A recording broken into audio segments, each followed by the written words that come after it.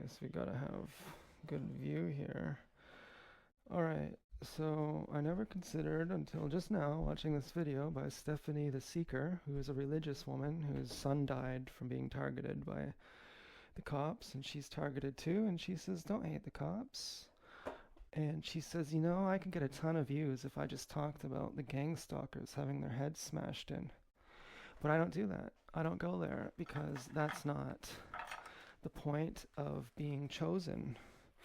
And she said, when you're chosen, it's not about the fact that you're being persecuted. It's, do you choose to overcome it? Well, I wanted to scream at her that in order to overcome it, you have to know what's happening.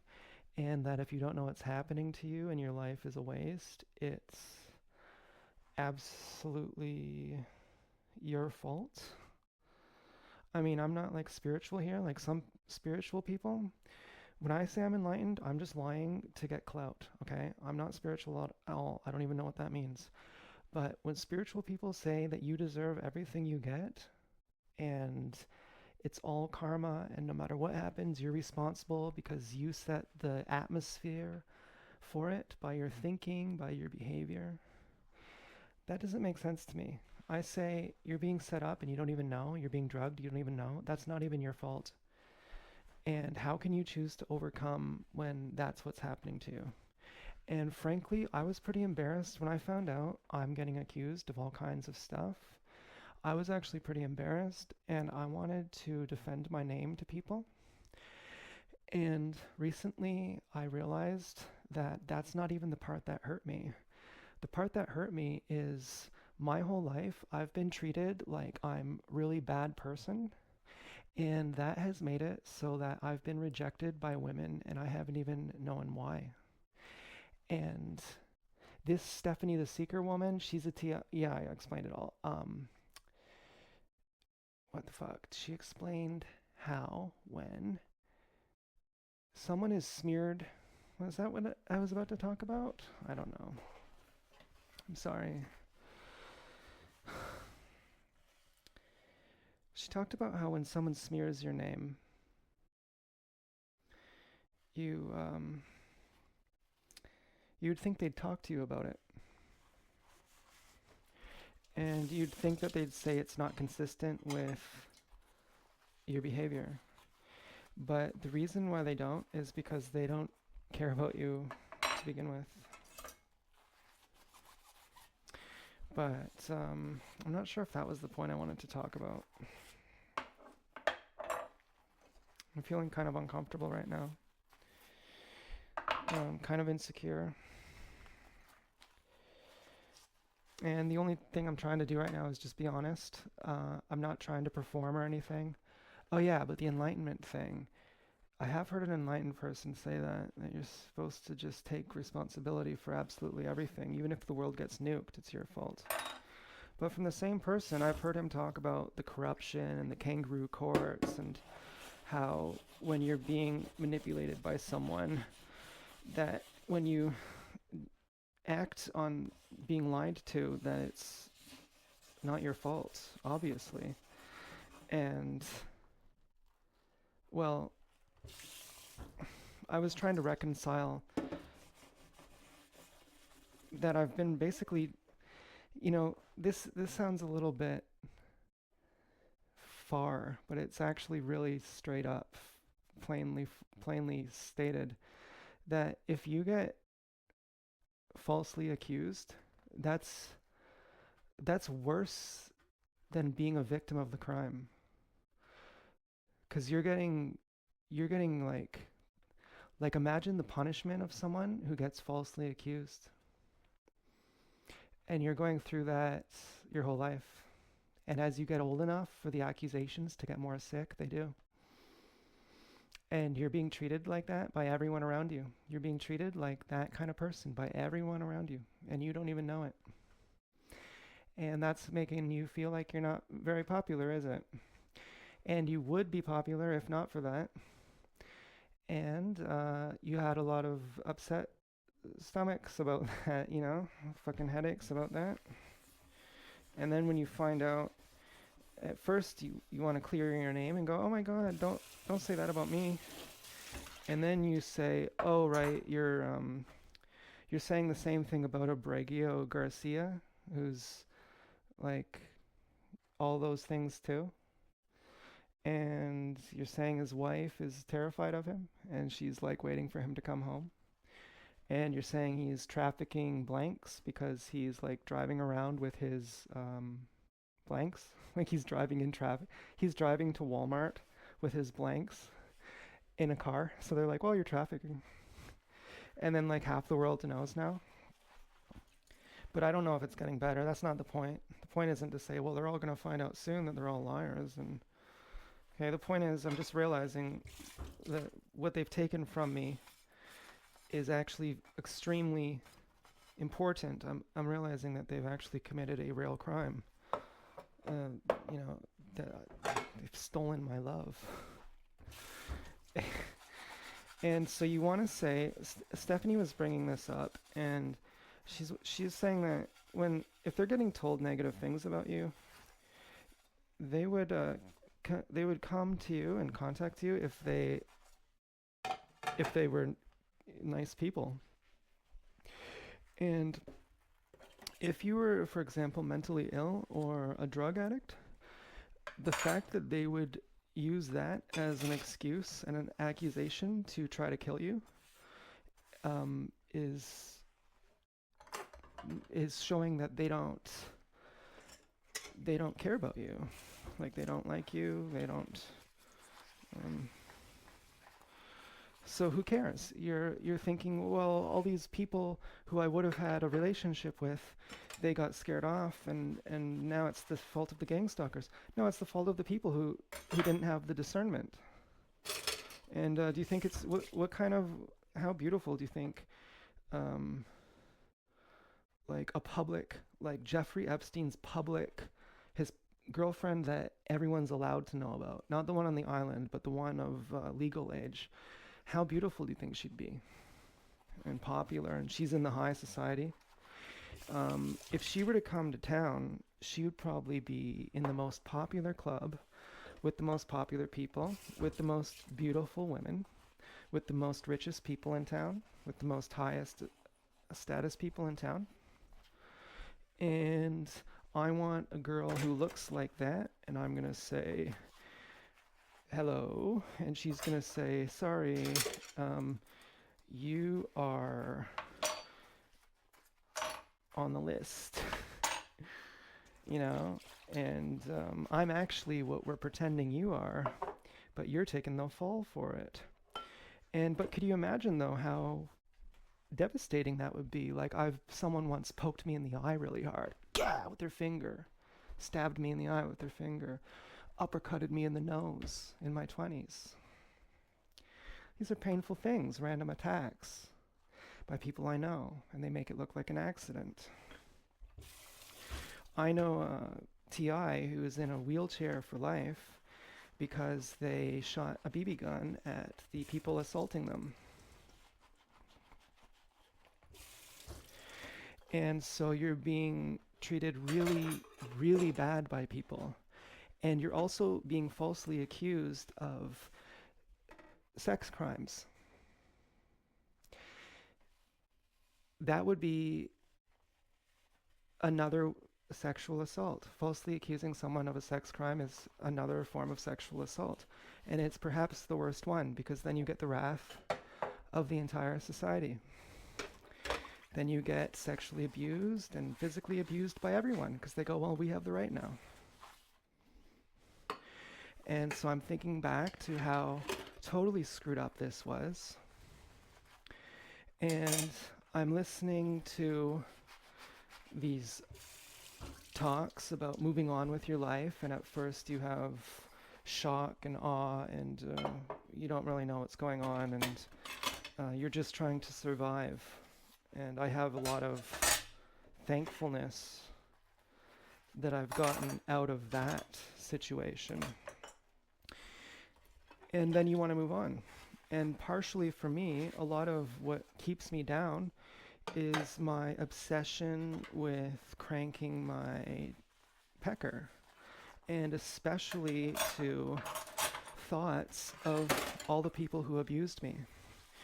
And like every victim, I love being abused because it feels so good because they know exactly where to do it, obviously. But I'm starting to think these people really hurt me. These people actually have taken away real numbers. I would have had sex with many, many beautiful women if not for these people. And I'm still unsure if those women are pieces of shit who, for treating me badly based on hearsay, that it's better I didn't have time with them anyway. But I do have to recognize that a lot of my maturity has come through my relationships with the gang stalkers. And no, I do not give them credit for that. I give myself credit for that, for growing in spite of them. But I did need them. They happened to be there. Was it there? Were they there, I mean, because of anything that they deserve credit for, or because they were just the human traffickers who said, we'll spread the lies and we'll sleep with him and we'll get his baby and maybe we'll leave him after and take his house or whatever the fuck.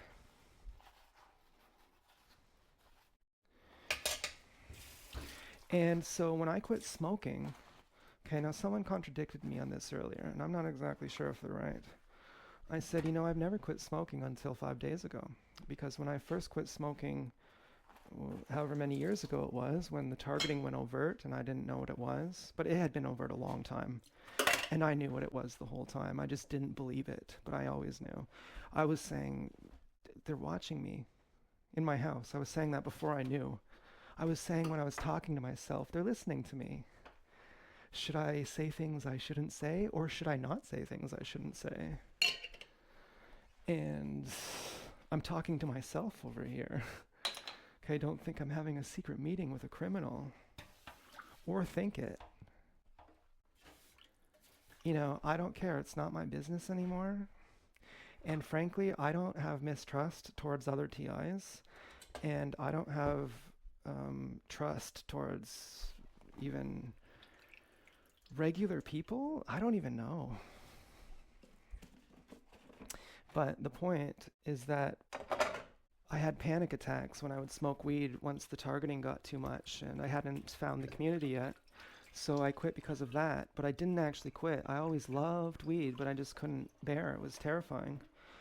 And so recently, when I quit, it was after my mental breakthrough on shrooms recently, and I quit for real. I quit because I said, this is fucking stupid. This is taking my energy down. And I feel better when I'm not high. This is medication, and I don't like medication. That's what I said. And I said nothing else. And that was all it took. And then I simply didn't want any weed. I didn't quit it. Weed quit me. Now, can we draw a parallel? Because I'm starting to think that I'm running away from my problems. And that's kind of the point of these stories in the Bible that I was hearing. And I'm not really a believer, but I like this woman. I think she's authentic. And she was talking about Jonah and Esau and I don't know, these other people, but they reacted differently. When the challenge of God came to be targeted, some of them became fags and some of them rose to the occasion. And rising to the occasion actually meant that they got chained to a wall or something. Like there was this guy, Socrates, and he had to die in order to tell the truth. And his wife used to dump boiling water on his head. I think her name was Zentepa, and he wouldn't even care. And she would get so angry that he wouldn't care because she couldn't get a reaction out of him. And he was about to die for telling the truth, and his friend said, let's escape. And he said, nope, I want to die. If telling the truth makes me die, I want to die. I want to drink the poison. And he's saying, hurry up, give me the poison. I want to die already. And so you think, well, that's not me, obviously. I'd rather live than tell the truth. You know, who cares about truth? But then you really start to think about it and all the shit you've gone through just for your truth. When someone does you dirty, and it doesn't really matter, but it kind of does. And it might be the reason why you go to the gym or why you stop smoking or whatever you need to be less of a retard so you can deal with your problems.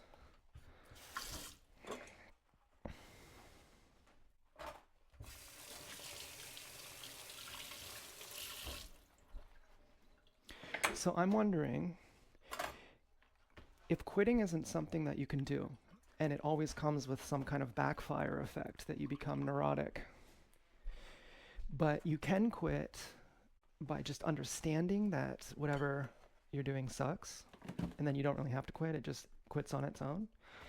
Can I quit cranking my pecker to people who are terrible? Because if not for them, I don't have to worry about cranking my pecker to my girlfriends. And I frankly don't know if I've been a good enough boyfriend to have any girlfriends left. So I'm going to say that here's where I stand on this. Just 1 second, please. Let me just think of what to say. Because I don't want to go the direction I was about to go. Okay, so with my TI girlfriends, who may or may not still be with me, so I can say with the girls I like who are TIs, I never think about them romantically, even though they are attractive enough. And the reason I don't do that is because we've never actually had a romantic, intimate moment together. And it would be cheating to fantasize it. And so, therefore, they are not actually tempting me to crank my pecker. And the people who tempt me are people who I actually hate, and or who I love, but I recognize that they're abusive, and I would not consent to them being near me, and I don't have any choice. And so, can I understand that cranking to them is bad? And can I not do it, therefore? And can I therefore grow to someone who accepts God's challenge, as Stephanie would put it? And because I feel kind of like I'm running away. And the reason I feel like I'm running away is because I do actually have some pretty cool girlfriends on here who I at least like, or who I hope are my girlfriends. And I'm not even talking to them because I'm too much of a fag. And so that's why because I jack off all the time, because that makes me weak. And I don't even take care of myself because I'm just jacking off all the time anyway. And so, am I now, for the first time, understanding that my real problem and the thing that's making me cry is not that I feel so embarrassed that how can you just think this bad thing of me, but that it's actually taken away my life. It's actually taken away the things that I need, and it's made my life suck for real. And it's also like made me be literally assaulted and treated as a sex trafficker or a pimp or a whatever. You can just think of it, just whatever, drug dealer, etc., etc. Things that are so nuts that you'd think, how could you think that? That you'd think, and so this is what the Stephanie was saying. She says and this really got to me. She said, it's not that you have the CIA and the Americans and the Israels or whatever. Maybe I didn't get this right. Don't quote me on this. But this has been the way of the world for the entire history of humanity in every country in the world. You've always had people who are, killing anyone who tells the truth. And those people are called the secret police. And they've been here forever. And they literally kill anyone who tells the truth. And that's literally the fucking world. And so I'm not a believer, I'm not a God person, but people who are authentic, who believe in God, I can understand what they're saying, and I believe that they're just speaking in a different dialect than me. It's just like we have a different language. So I have like, I don't know, some issues. I don't really even want to talk to anyone too. Like I've just been so wounded. And I think part of that is because I'm so weak, and I think I'm partly responsible for my condition. And I think the way I'm responsible is I have clarity at this point, which for a long time I didn't. For years, actually, for decades, I didn't. And all that time, had I tried to accomplish anything, it wouldn't have worked because I would have been fighting with forces that I didn't understand. And now I understand them, so they can't hurt me in the same way. I mean, the significance of realizing that you're a TI cannot be understated. How many times worse is it to be a TI who doesn't know you're a TI than a TI who knows you're a TI? Is it 10 times worse? Can you say that because it's the worst news of your life? You can't really be happy about getting the worst news of your life, but can you also recognize that getting that news is the best thing that's ever happened to you, regardless how shitty your situation is? I mean, I'm immensely fucking thankful for that. I'm fucking goddamn thankful for Richard Moore, Zeph, Lorraine, Stephanie, and all the other TIs who I'm subscribed to, who are those ones are like the godfathers, and the other ones we're just like the runts. And so anyways,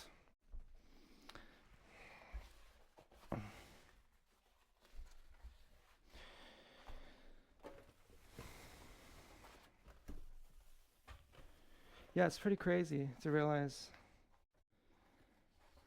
that they don't like you, that they could do that. You don't even understand it. You can't even understand it.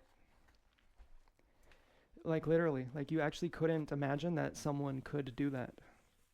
Like when you saw the Israel genocide, you actually were like, I don't even see that. Like you're like, I can't even cry. Like this is so far removed from what is real to me that I can't even feel this. Do you know what I mean? It's too much. And so I've been going down this route of like, and they're fucking this and that, and they shoot the blanks in the blank, and they want to peel your face off, and they want to jack off all over your eyeballs, and it's like, who am I trying to rally up here? And am I trying to just get someone to go, yeah, they are really bad? Am I trying to get the gang stalkers to come to Jesus or something? And they go, oh man, it's so horrible. Or that I love them? That's what it is. When you guilt someone, you really love them. That's the real truth. When I've been going nasty, I saw this woman. I'm changing the subject here. Okay. I saw this woman, Stephanie, and I felt embarrassed of myself when I saw how dignified and composed she was. And I'm sitting here going, and the IDF are this and that and this and that, and I'm kind of just using it for my own rah-rahism. I instantly felt like she's on a much clearer path than I am, and listen to her.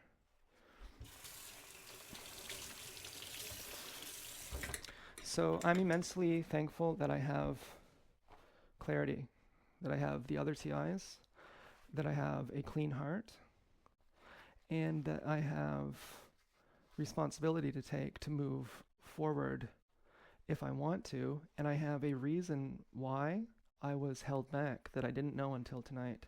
That it's actually not that I'm so embarrassed that people treated me bad and I'm upset, but that it actually prevented me from, because it actually prevented me from getting mad pussy. And I never knew it because I had the gang stalkers having sex with me. But that wasn't as many as it would have been had it been a real world scenario, as the world ought to be, I guess. And so then you have the issues of trust too with your new girlfriends.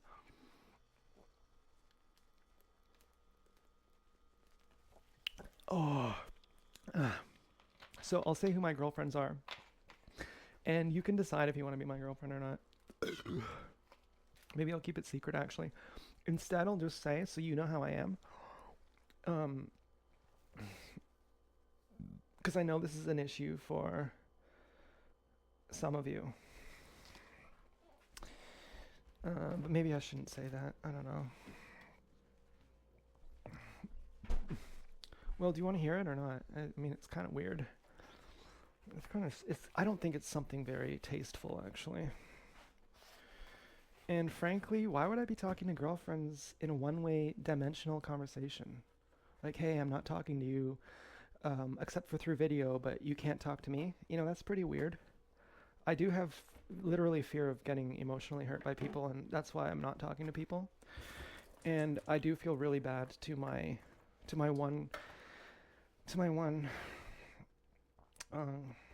first girlfriend. And again, I know she may have dumped me, but I just ditched her. She sent me pictures of her, and it was really nice. And then I just took the validation of it, and I was just like, "See ya," and I just ditched her then. And it was kind of especially nasty because I did it right after she sent me pictures, and you're not supposed to do that. Like, if a girl gives you something like that, you're not supposed to be like, "Hey, one pump chump, bye." That's really bad to do because it's like you're stealing her validation. But I didn't jack off to her, but still I felt an ego validation from getting her pictures, and then I just left.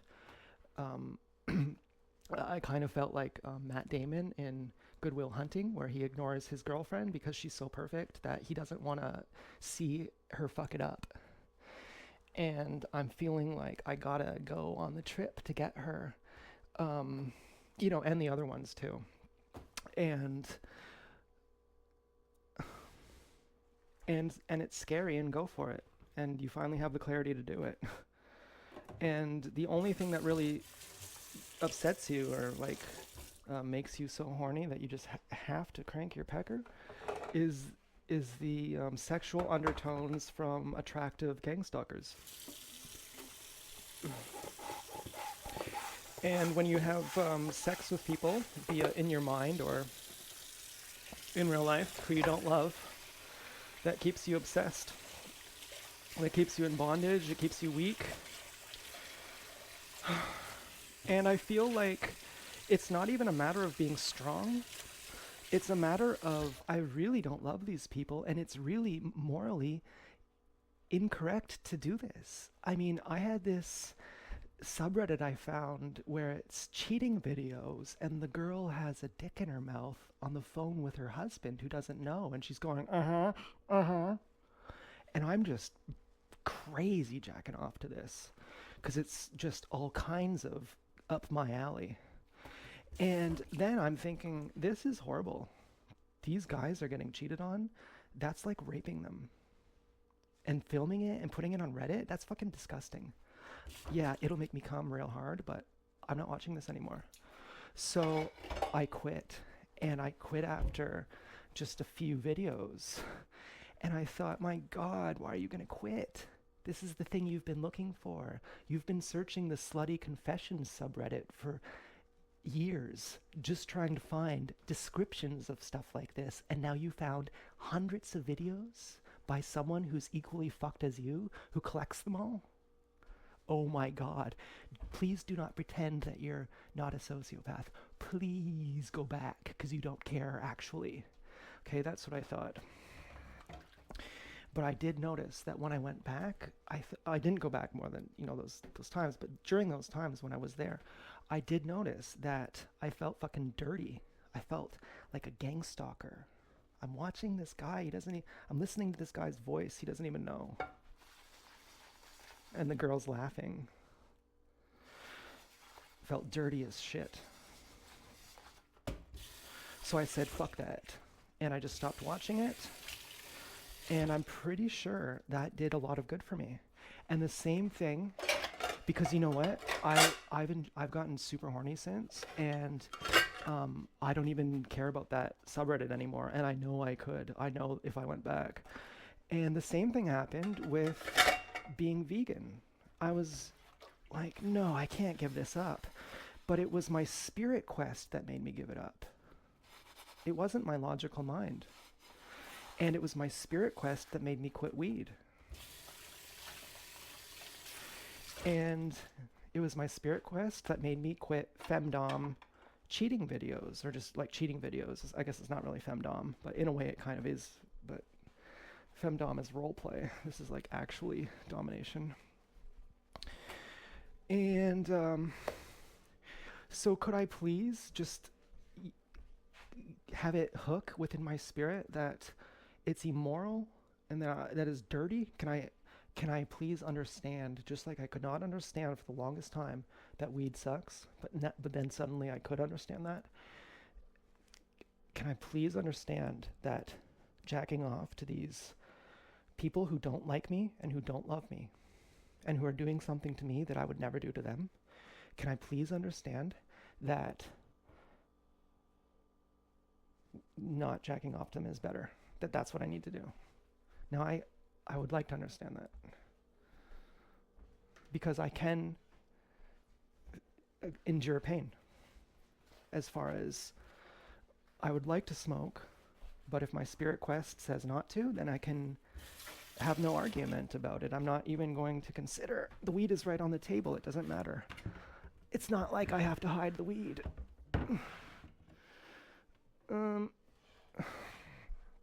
But I think I ran out of dish soap.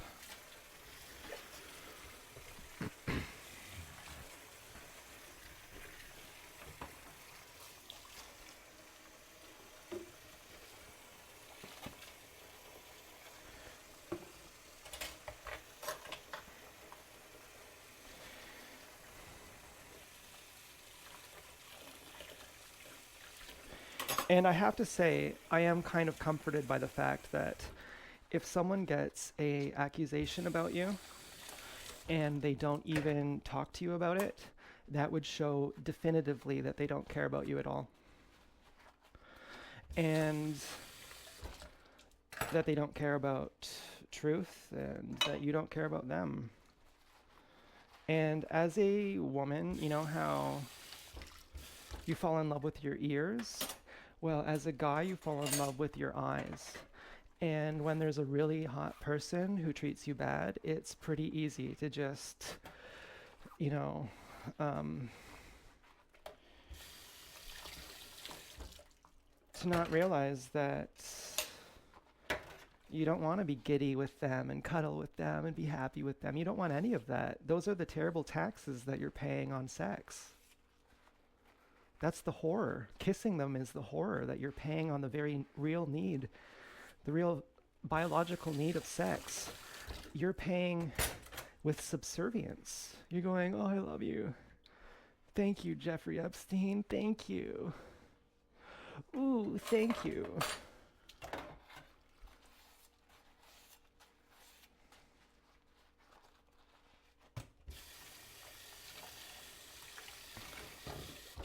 And they never loved you.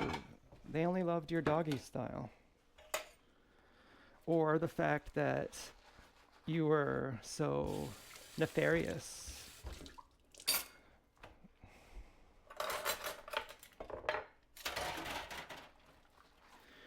So-called. I think nefarious means kind of well-known and evil.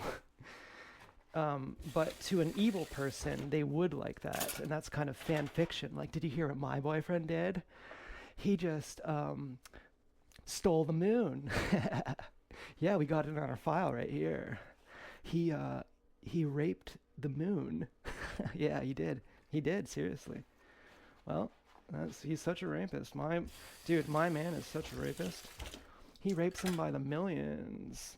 You know how women send love letters to serial killers? Well, you should see what my man has done. We have novels that we've written about him. Tomorrow we're going to make him a pirate trafficker. We're going on a trip to the Dominican. So the locals are going to come and throw tomatoes near where he is and say, evil spirit, evil spirit. And we'll see what we can get him to do. You know, this kind of shit is weird as fuck. You know, this is truly sick, pathological behavior. And it gets into the realm of so insane that if you even hate someone who does that to you, it is a very natural response, but it shows that your response is fresh. Like that's like the initial response. Like someone hurts you and you're like, oh, okay, ouch. But then you have some time. And what happens during that time? You realize that just talking about them getting their heads crushed is as fucking stupid as them.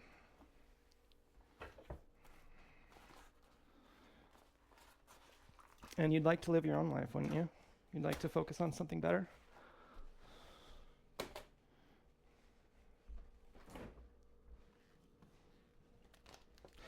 Well, how can you? It's not your choice. Well, you have... that's right, it's not your choice. You have your understanding.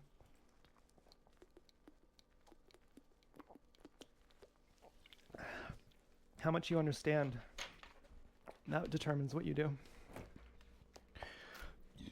That's your consciousness. That's your true North Star. And how conscious are you? Well, how careful are you? How respectful are you? How playful are you?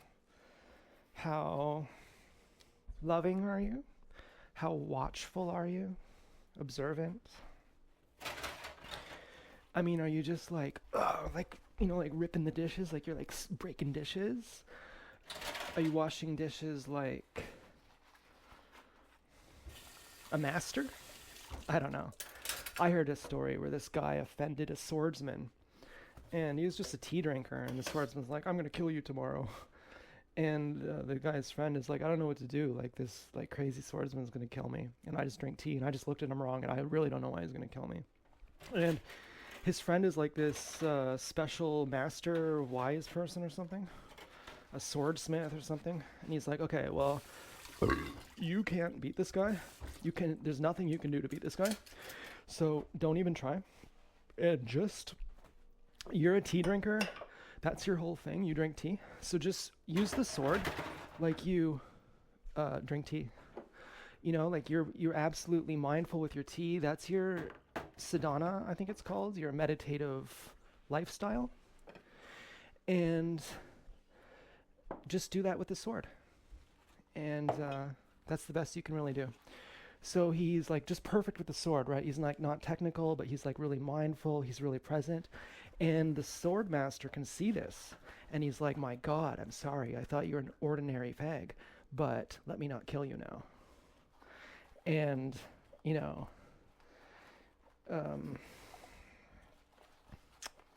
well, I gotta stop using the word fag, I think. You know, people are gonna get the wrong idea. I don't mean it in the way that you might think. Okay, I don't have anything against being gay. There's a whole ethos to this, which I don't want to go into. So, anyways,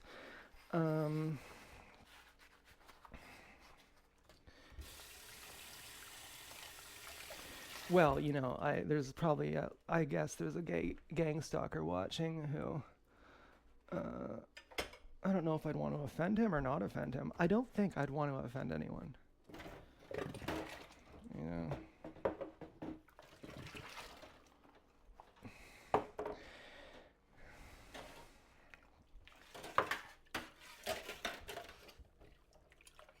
And I think one of the fears of trusting people is that you are going to come crawling back to them if you realize they are a gang stalker, because you already know that you're obsessed with cranking your pecker to gang stalkers, and it makes you weak.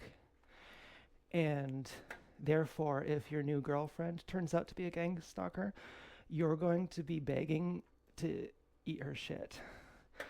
And that's not cool. So this realization that I'm having is more than just Whatever, I can't remember.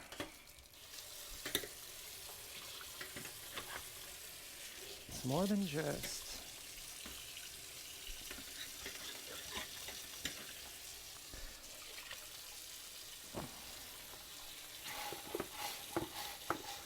It's more than just cutting off the gang stalkers. Hopefully, I'm trying, okay? I'm trying to understand. It's also a freedom. It's not a, it's a two-dimensional freedom. It's a freedom from. That's the initial stage of freedom. Freedom to say, no, I don't like you, goodbye. That's the first stage. The normal people can't do that. They go, they're psychopaths, and so they're empaths too. That's my own psychoanalyst, you know, but a psychopath and an empath are the same people. An empath is someone who has to feel what you feel. They can't not. And they just are covert narcissists who are also psychopaths, and they just latch on to someone else who is a overt psychopath. And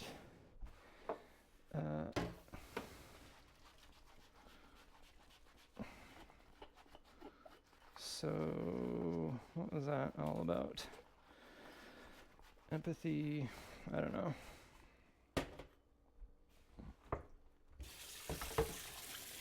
I'm getting tired. I haven't slept much. I've been getting night sweats from smoking weed.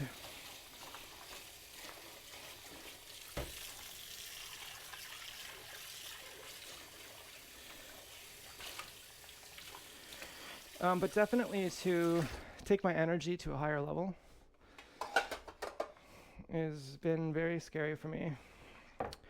And the reason why is because it brings all my energy up, and then I get more aware of my situation, and then because I haven't worked out my emotional problems, it's too much for me. So I kind of have to stay down low until I get my balance. And I think I got my balance. And I think it's time to move up into thriving mode. That's a bit scary. I'm gonna try. I've been surviving my whole life, and suddenly and every time I've tried to thrive, it hasn't worked. And I'm gonna try again to thrive, because now I finally know, now I understand. I've met Morpheus now. I've had the fucking pill. I've been to Zion. Now it's all different. Now it's way different.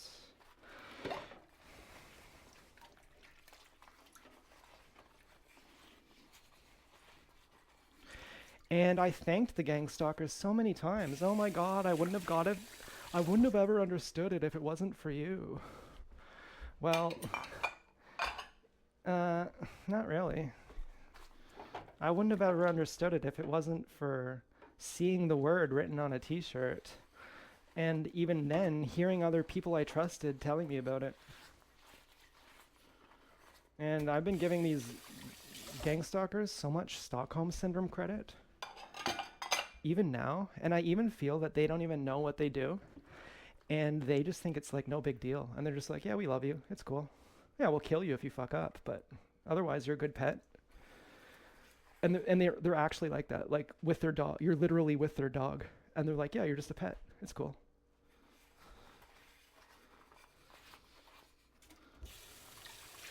And you start to believe it. You're raised like a fucking animal by the world, and then you start to believe, yeah, thanks, thank you.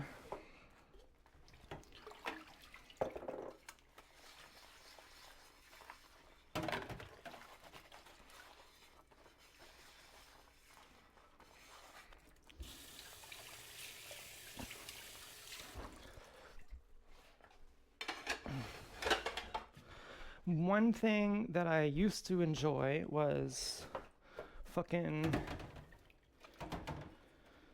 I don't even want to tell you. It's too cliche. But,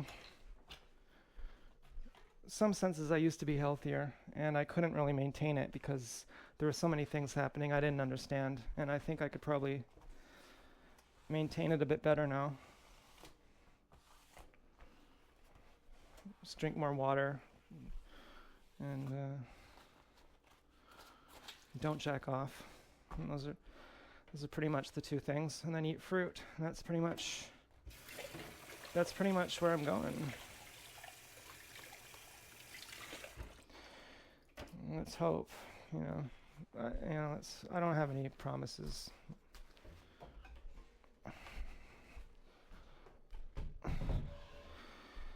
But I do know that my spirit quests are meaningful, and they are maybe the most significantly different thing about me than other people. Like most people don't have that. Like, I had gang stalkers not believe I was vegan. Like, they're like, really? Like, and I'm like, yeah, like, obviously, you fucking retard. You know?